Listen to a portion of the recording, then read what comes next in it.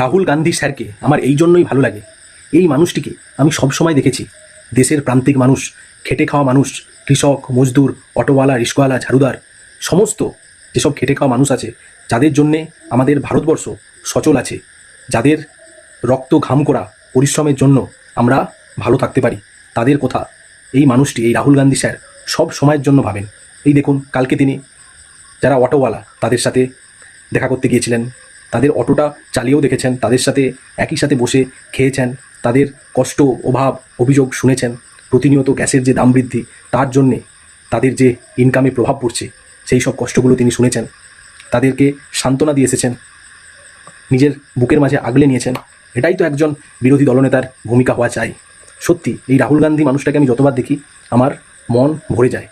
তিনি দেশের একজন এত বড় নেতৃত্ব হয়েও আজকে দেশের সমস্ত সাধারণ মানুষ, খেটে খাওয়া মানুষের সাথে তিনি মিশে যাচ্ছেন। তাকে প্রতিনিয়ত দেখতে পাই, কখনো অটোওয়ালার সাথে, কখনো মৎস্যজীবীদের সাথে, কখনো আরও যারা পড়ুয়াদের সাথে।